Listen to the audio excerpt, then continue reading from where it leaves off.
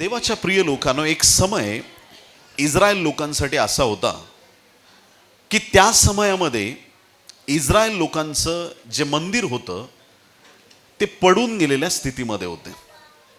त्यांचे सगळे जे कोट होते पूर्ण यरूशलेमेच्या बाजूचे, ते सगळ्या त्या भिंती कोसळलेल्या दशेमध्ये होत्या. ज्यावेळेस एखादा व्यक्ती घर बांधतो, कोई भी इंसान जब घर बनाता है तो उसमें उसे बहुत खुशी होती है कि मैंने घर बना लिया है. जब घर गिर जाता है तो वो कोई सम्मान की बात नहीं है. बाबेलचा जो राजा होता त्याने ते मंदिर पाडून टाकलेलं होतं आणि सगळ्या भिंती कोसळलेल्या दशेमध्ये होत्या. अशा या परिस्थितीमध्ये नेहम्याचा 2रा अध्याय आणि 17 वचन आपल्याला सांगतं, मग मी त्यांना म्हणालो, आपण केवढ्या दुर्दशेत आहोत हे तुम्हाला दिसतच आहे. यरूशलेम उजाड झाले आहे व त्याच्या वेशी अग्नीने जळून गेल्या आहेत. तर चला आपण यरूशलेमेचा कोट बांधू, म्हणजे ह्यापुढे आपली अप्रतिष्ठा व्हायची नाही. आमची अप्रतिष्ठा होणार नाही. ज्या दिवशी यरूशलेमेचे पडलेले कोट आम्ही बांधून उभे करू, त्या दिवसानंतर आमचं नाव परमेश्वर श्रेष्ठ करेल. आमची अप्रतिष्ठा दूर होईल ज्या वेळेस आपण प्रभूसाठी काहीतरी बांधायला सुरुवात करू. किती लोक आमेन म्हणणार आहेत? इतनी बड़ी शहरपना बांधना एक बहुत ही कठीण काम था. एवढ्या मोठ्या भिंती बांधणं ही एक कठीण, अशक्य आणि खूप डिफिकल्ट अशी गोष्ट होती. जर एक व्यक्तीने ठरवलं असतं की मला ह्या भिंती बांधायच्यात, त्याला कैक वर्ष लागले असते, खूप वर्ष लागले असते. बहुत टाइम उसमें निकल जाता यदि एक व्यक्ति सोचता कि मैं इन सारी शहरपनाओं को बनाऊंगा. एखाद्या व्यक्तीने जर फक्त या ठिकाणी निर्णय घेतला असता की मला या भिंती बांधायच्या आहेत, तर त्यासाठी पुष्कळ वेळ त्या ठिकाणी गेला असता, परंतु त्या भिंतींचं काम पूर्ण झालं नसतं. परंतु बायबल जर तुम्ही हे 2ऱ्या अध्यायात लिहिलं नेहम्याच्या, आणि जर तुम्ही 3ऱ्या अध्यायाच्या 1 ते 32 वचनं जर पाहिली, तर कशा प्रकारे त्यांनी त्या भिंतींचं काम केलंय ते आपल्याला पाहायला मिळतं. जर हे यरूशलेम आहे आणि याच्या बाजूने सगळ्यांना भिंती बांधायच्या आहेत, तर त्या भिंती कशा बांधल्या? जर माझं घर ह्या यरूशलेमेच्या ह्या दिशेने आहे, विक्की पास्टरांचं घर इकडं आहे, पास्टर सुंदरराव यांचं घर इकडं आहे, तर त्यांनी काय केलं की मी जिथं राहतो फक्त मला माझ्या घरासमोरची भिंत बांधायची. आप समझ रहे बात को? आप जहां रहते हैं आपको उस स्थान में उस दीवार को खड़ा करना है. कोई आमीन बोलेगा? परमेश्वर यीशु मसीह जब आएगा वो पूछेगा नहीं आपको कि रशिया का क्या हुआ, वो बोलेगा उल्वे का क्या हुआ. आप समझ रहे बात को? क्या यहां पर आपने वो प्रभु का काम किया है? जो प्रभु ने आपको काम दिया है, उस काम को यदि आपने किया है तो परमेश्वर आपके लिए संतुष्ट होगा. यदि आप कहेंगे कि प्रभु मैं कुछ नहीं कर पाया, तो शायद आपको स्वर्ग राज में प्रवेश नहीं मिल सकता. आप सुन रहे हैं? हालेलुया. ज्या वेळेस परमेश्वराने हे त्यांना विजडम, हे ज्ञान दिलं की आम्हाला इकडच्या तिकडच्या भिंती, मला जाऊन दुसरीकडची भिंत नाही बांधायची आहे, मला फक्त मी जिथं राहतो माझ्या घरासमोरची भिंत मला बांधायची आहे. मी माझं काम करील, विक्की पास्टर त्यांचं काम करतील, पास्टर सुंदरराव त्यांचं काम करतील, सगळे अभिषिक्त देवाचे सेवक आणि सेविका आपापलं काम करतील, आणि मग त्यानंतर सगळ्या भिंती उभा राहतील. आमेन, हालेलुया. ज्यावेळेस तुम्ही एकतेमध्ये येता त्यावेळेस परमेश्वराचं गौरव होतं. आमेन, हालेलुया. जब आप यूनिटी में चलते हो, प्रभु की बहुत बड़ी महिमा प्रकट होती है. पुरातन काळापासून, एदेन बागेपासून आपण पाहू शकता की आमचा परमेश्वर युनिटीवाला देव आहे. आमचा देव तोडणारा देव नाही. त्याला डिवॉर्स आवडत नाही, त्याला एकत्र येणं आवडतं. प्रियांनो, तुटलेले परिवार जोडणारा हा परमेश्वर आहे. आपल्या परिवारात ऐक्य असावं ही परमेश्वराची इच्छा आहे. आपलं कुटुंब प्रेमाने आणि प्रीतीने जोडलं जावं ही देवाची इच्छा आहे. जो परमेश्वर कौटुंबिक जीवनात ऐक्यता पाहतो त्या परमेश्वराची इच्छा आहे की मंडळीत पण ऐक्य असावं. बायबलमध्ये असं लिहिलंय की येशू ख्रिस्त मंडळीला घेण्यासाठी येणार आहे. कहीं पर भी ऐसा नहीं लिखा है कि बहुत सारी कलीसियाओं को यीशु मसीह लेने आ रहा है. ऐसे नहीं है, बल्कि ऐसे लिखा है कि एक कलीसिया को लेने के लिए यीशु मसीह आएगा. हालेलुया. वो दिन कैसा होगा? वो दिन हमारे सारे बंधन टूट जाएंगे. कोई भी नहीं बोलेगा कि मैं ये संस्था से हूं. कोई भी नहीं बोलेगा कि मैं सीएनआई से हूं, मैं पेंटिकॉस्ट से हूं, मैं बिलीवर हूं, मैं खालीवर हूं. कुछ भी नहीं बोल पाओगे. हालेलुया. त्या दिवशी प्रत्येक बंधन तुटलं जाईल आणि तुम्ही संस्थेचं नाव नाही घेणार, तुम्ही येशूचं नाव घेऊन म्हणाल मी येशूचा आहे. हालेलुया. मी प्रभूचा आहे. मला प्रभूने निवडून वेगळं केलेलं आहे. मी देवाचा आहे. आणि त्या दिवशी एक मंडळी ख्रिस्ताबरोबर घेतली जाईल. यरूशलेमेचे कोट बांधताना एकाच व्यक्तीने बर्डन घेतलं नाही. हालेलुया. ज्या वेळेस आम्ही सगळे लोक मिळून काहीतरी देवाचं काम करू त्यावेळेस मोठी कामं सहज रीतीने पूर्ण होतील. बोले येशू मसीह की. मंडळीमध्ये प्रत्येक सदस्य महत्वाचा आहे. म्हणा मी महत्वाचा आहे. प्रत्येक व्यक्ती महत्वाचा आहे. मंडळीमधला प्रत्येक व्यक्ती महत्वाचा आहे. ज्या वेळेस देवाच्या राज्यासाठी आम्ही काही करतो तर आम्हाला ही आठवण पाहिजे यरूशलेमेचे कोट ज्या प्रकारे बांधले होते. जशा यरूशलेम की जैसे शहरपना बनाई गई थी उसी रीति से परमेश्वर हम मुंबई में तेरे नाम को ऊंचा करेंगे. हालेलुया. बोलो यीशु मसीह की. मध्यंतरी कोणीतरी वक्तव्य केलं ह्या सगळ्या अडचणीच्या दिवसात ख्रिस्ती समाज घाबरलेला आहे. ॲक्च्युली बोलू नये. जर समजत नसेल तर बोलू नये. हा समाज घाबरणारा नाहीये. हा समाज येशूच्या रक्ताने विकत घेतलेला आहे. या समाजामध्ये देवाचा पवित्र आत्मा आहे. तप्त अग्नीच्या भट्टीत टाकले गेले तरी घाबरले नाही. तो हा समाज आहे. त्यांचा देव त्यांच्या बरोबर आहे. हालेलुया. नबुखदनेसरला तो चौथा माणूस कुठं दिसला? बाहेर का भट्टीत? जेव्हा सर्वसाधारण रीतीने लोक तुमच्याकडे बघतील ना त्यांना तुमच्यातला येशू नाही दिसणार. पण टफ टाइम मध्ये त्या भट्टीच्या समयामध्ये कुणी असो नबुखदनेसरला प्रभू समोर झुकावंच लागेल. हालेलुया. प्रभूच्या सामर्थ्यापुढं प्रत्येकाला गुडघे टेकावे लागतात प्रियांनो. कारण प्रभूने मंडळीला आशीर्वादित केलेला आहे. जी आग माझ्या येशूने लावली आहे. गॉस्पल माझ्याबद्दल नाहीये. गॉस्पल माझ्या फॅमिली बद्दल नाहीये. गॉस्पल माझ्या येशू बद्दल आहे. तो कसा मेला, तो कसा मरणातून उठला, तो कसा परत घेण्यासाठी येणार आहे. ही आग येशूने लावली आहे. ती विझवता येणार नाही. ही आग वाढत जाणार. हे गॉस्पल प्रीच केलं जाणार. हे गॉस्पल सांगितलं जाणार. हे गॉस्पल जे आहे ही सुवार्ता आहे हे सगळीकडे पोहोचणार प्रियांनो. हालेलुया. देवाच्या प्रिय लोकांनो आम्हाला ऐक्याची गरज आहे. या एंड टाईममध्ये या शेवटच्या काळामध्ये पास्टर लोकांमध्ये युनिटीची गरज आहे. मंडळांमध्ये ऐक्याची गरज आहे. लोकांमध्ये ऐक्याची गरज आहे. आणि हे ऐक्यच आपल्यासाठी एक मोठं आशीर्वादाचं कारण ठरणार आहे.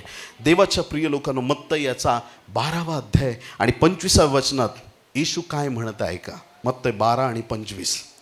येशूने त्यांच्या मनातील कल्पना ओळखून त्यांना म्हटले आपसात फूट पडलेले प्रत्येक राज्य.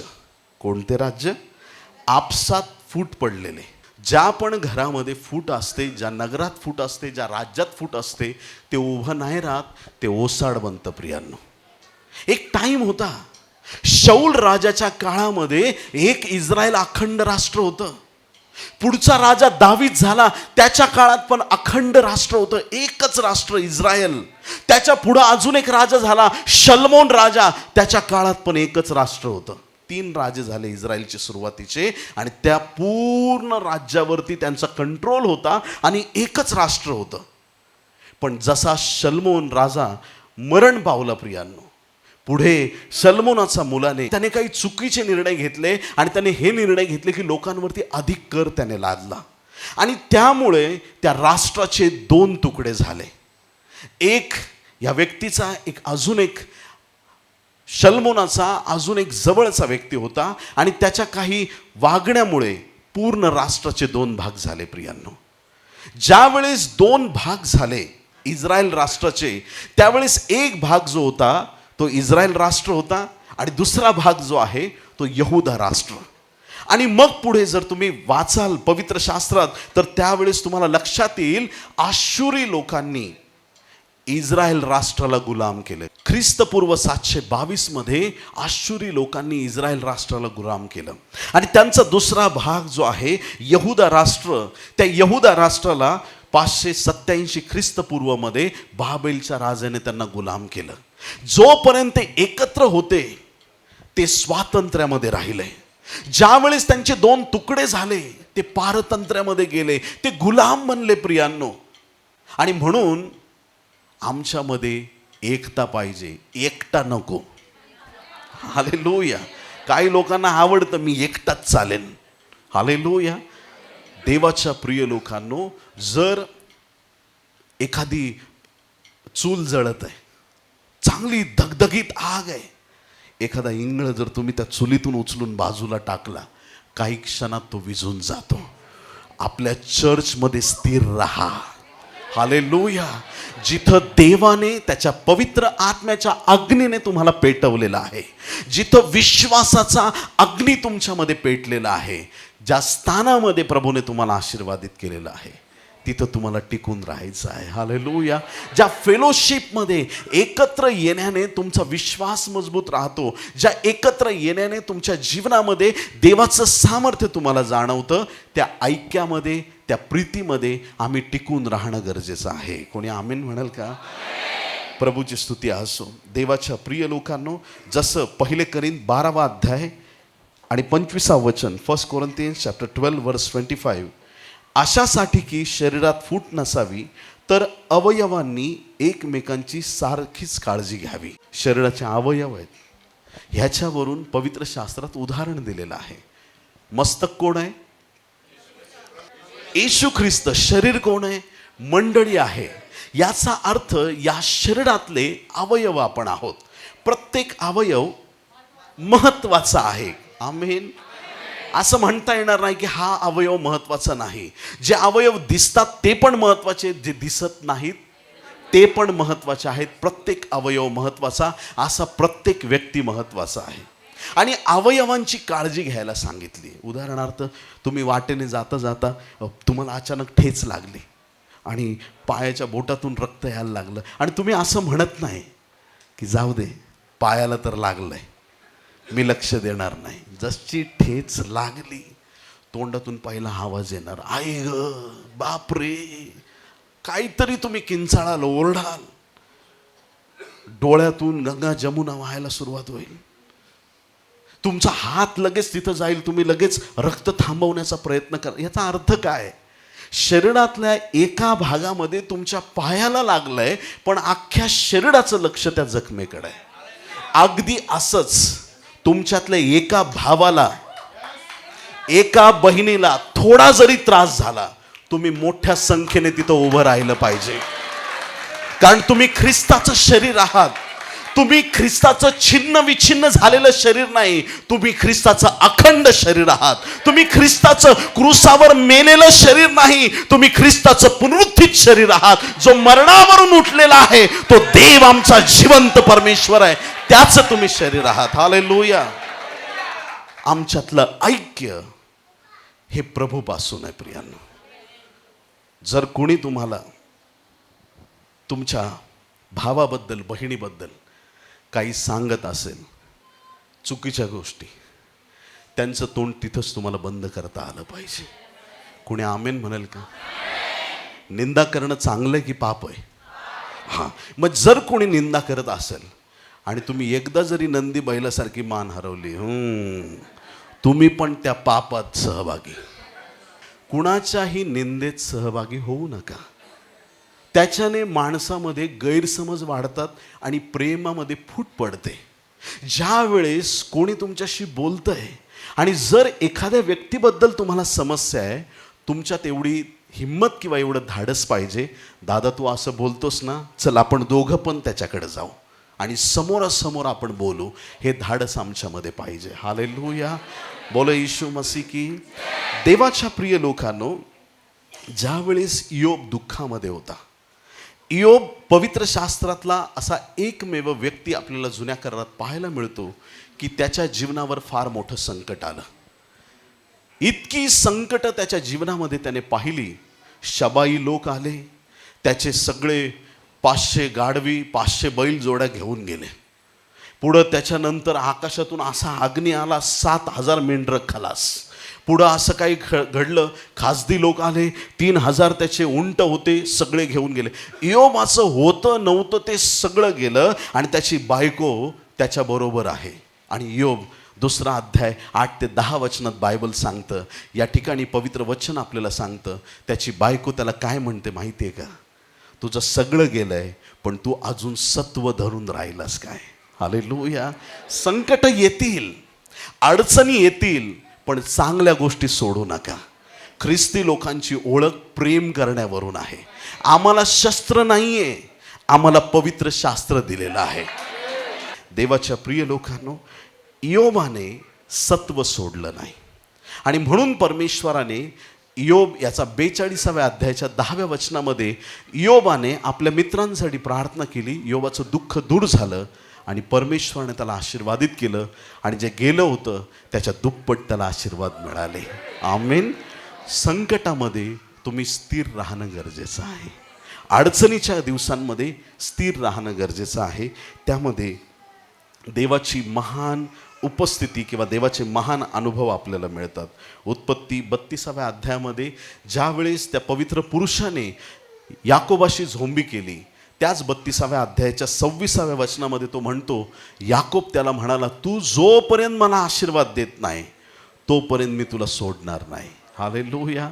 जोपर्यंत तू मला आशीर्वाद देणार नाही तोपर्यंत मी तुला सोडणार नाही. त्या रूथ सारखी चिकाटी आमच्यामध्ये पाहिजे. अर्पा तर लगेच निघाली सासूला गुड बाय करून. गुड बाय करणारे लोक खूप भेटतात. बोलो येशू मसीह की. तुम्ही ऐकताय? बरं. गुड बाय करणारे लोक खूप भेटतात. तुमच्या अकाउंटवरती थोडे पैसे आले ना, तुम्हाला बँकेतून फोन येतो, hello sir, we would like to give you some loan. आणि मग इकडे ह्याला वाटतं की अरे काय मुलीचा फोन आलाय. ऐकून लई भारी वाटतं एकदम. अरे वा वा वा, हां मॅडम काय काय काय बोलताय तुम्ही? लोन देतो आम्ही तुम्हाला, लोन फक्त 18%, जसा हिचा बाप भरणार आहे पुढच्या हप्ते. आणि हा पण माठ्या डायरेक्ट यस यस मॅडम, किती देऊ शकता? 2 लाख 3 लाख काय असेल हा घेतो. आणि लोन एकदा सँक्शन होऊन अकाउंटवर आलं, पैसे खर्चून झाले, हप्ते भरायला पैसे नाही. मग आता टीम बी ॲक्टिवेट होते. किधर आहे बे तू, कधीपर्यंत भरणार आहे? ते मॅडमला फोन द्या. मॅडम नाही, डिपार्टमेंट चेंज, आता आम्ही लोक आहेत, कधी येऊ तुझ्याकडं घरी. देवाच्या प्रिय लोकांना जग असंच आहे. तुमच्याकडं असताना लोक तुम्हाला डोक्यावर घेतील, पण ज्या वेळेस तुमच्या भावाचे खिसे रिकामे आहेत तरी पण त्याच्यावर प्रेम करा, कारण तो तुमचा भाऊ आहे. हालेलुया. असो नसो, चांगली परिस्थिती वाईट परिस्थिती काहीही असो, आम्हाला ऐक्यात आणि प्रेमामध्ये देवाच्या टिकून राहायचं आहे. किती लोक आमेन म्हणणार आहे? या आपण प्रार्थना करणार आहोत. आपण उभे राहूया आणि काही वेळ आपण प्रार्थनेसाठी देऊया. या आपले डोळे बंद करू, आपले पवित्र हात स्वर्गाकडे करूया. प्रियांनो, काही क्षण प्रार्थना करूया, प्रभूकडे याचना करूया.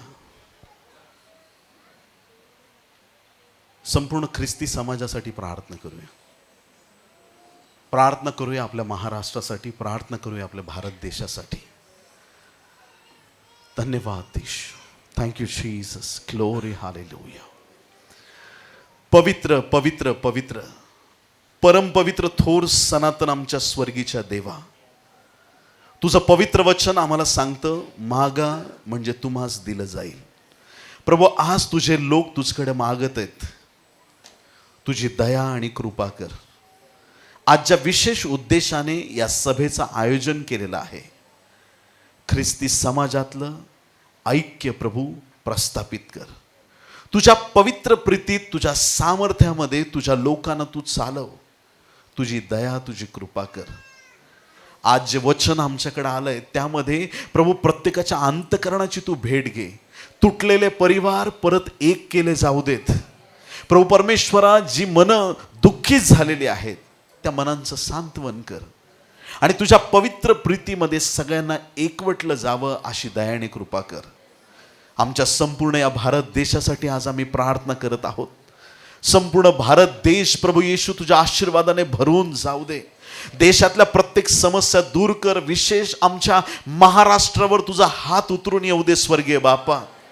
प्रभू परमेश्वरा, पाऊस योग्य ऋतूमध्ये न पडल्यामुळे अनेक शेतकरी आत्महत्या करत आहेत. येशूच्या नावात आम्ही प्रार्थना करतो पित्या, तुझ्या दयेच्या कृपेच्या नजरेने तू पहा. ज्या पावसाची गरज महाराष्ट्राच्या भूमीला आहे प्रभू, तेवढा पाऊस या भूमीला दे प्रभू. आणि अशी तुझी दया कर. एकही शेतकरी बांधवाची आत्महत्या होऊ देऊ नको. तुझी दया कर. शेतकऱ्यांना संपन्न कर, आशीर्वादित कर देवा. जे सगळ्यांचं पोट भरणार आहेत प्रभू ते शेतकरी, त्यांच्यासाठी आपला हात पुढं कर, त्यांना आशीर्वादित कर. आम्ही प्रार्थना करत आहोत प्रभू, आमच्या महाराष्ट्रातून सगळी गुन्हेगारी दूर होऊ देत प्रभू. तुझ्या शांतीचं, सामर्थ्याचं वातावरण तू दे. तुझ्या कृपेने, तुझ्या आशीर्वादाने तू भर. तुझं वचन सांगतं, सत्य तुम्हास कळेल आणि सत्य तुम्हास बंधमुक्त करेल. प्रभू परमेश्वरा, महाराष्ट्राची सगळी बंधनं दूर कर. ज्या नको असलेल्या गोष्टी आहेत, वाईट गोष्टी आहेत, आमच्या महाराष्ट्रातून दूर कर देवा. जे सर्व प्रभू परमेश्वरा आमच्या देशाचे आणि महाराष्ट्राचे पुढारी आहेत त्यांना तू आशीर्वादित कर प्रभू. तुझ्या दयेने, तुझ्या कृपेने त्यांना आशीर्वादित कर. हा देश प्रभू पुढे नेण्यासाठी त्यांचं तू मार्गदर्शन कर. तुझी दया कर, तुझी कृपा कर राजा. प्रभू, आमच्या प्रार्थना धुपाप्रमाणे तुझ समोर सादर झाल्यात. तू आमची भेट घेतलीस म्हणून आम्ही तुझे उपकार मानतो. आज या प्रार्थनेदरम्यान, या सर्व मीटिंग दरम्यान तुझा एक विशेष अनुग्रह प्रत्येकावर होऊ दे. ही सर्व प्रार्थना उद्धारक येशू याच्या गोड, पवित्र आणि सर्वोच्च नावात मागतो म्हणून पित्या ऐक. आमेन, आमेन. टाळ्या वाजून प्रभूला धन्यवाद देऊया.